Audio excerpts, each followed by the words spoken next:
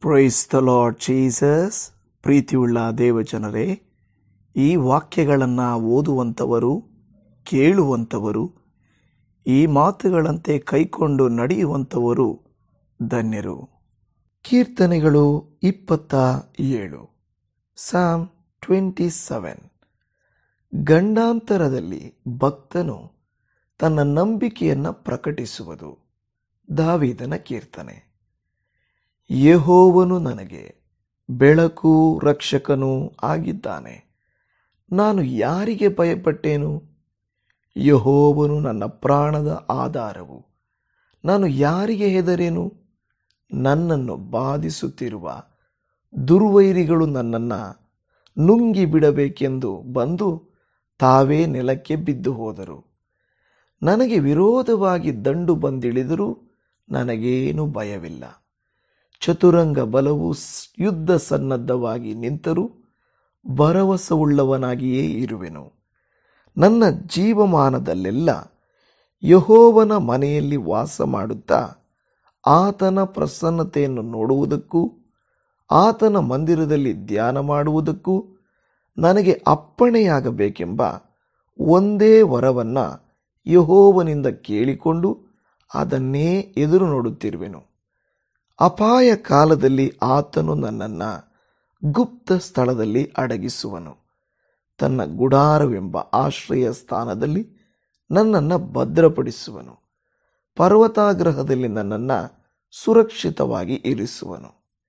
ಹೀಗಿರುವುದರಿಂದ ನನ್ನ ಸುತ್ತಲಿರುವ ವೈರಿಗಳ ಮೇಲೆ ನನ್ನ ತಲೆ ಎತ್ತಲ್ಪಟ್ಟಿರುವುದು. ನಾನು ಯೆಹೋವನ ಗುಡಾರದಲ್ಲಿ ಉತ್ಸಾಹ ಧ್ವನಿಯೊಡನೆ ಯಜ್ಞಗಳನ್ನು ಸಮರ್ಪಿಸುವೆನು.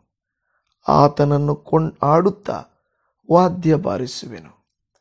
ಯೆಹೋವನೇ, ನಿನಗೆ ಗಟ್ಟಿಯಾಗಿ ಮೊರೆಯಿಡುತ್ತೇನೆ. ನನ್ನನ್ನು ಕರುಣಿಸಿ ಸದುತ್ತರವನ್ನು ದಯಪಾಲಿಸು. ನನ್ನ ಸಾನ್ನಿಧ್ಯಕ್ಕೆ ಬಾ ಎಂಬ ನಿನ್ನ ಮಾತಿಗೆ ನಾನು, ಯೆಹೋವನೇ, ನಿನ್ನ ಸಾನ್ನಿಧ್ಯಕ್ಕೆ ಬರಲೇ ಬರುವೆನು ಎಂದು ಉತ್ತರ ಕೊಟ್ಟೆನು. ನನಗೆ ವಿಮುಖನಾಗಿರಬೇಡ.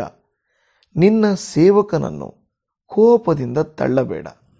ನೀನೇ ನನಗೆ ಸಹಾಯಕನಾಗಿದ್ದೀಯಲ್ಲವೇ?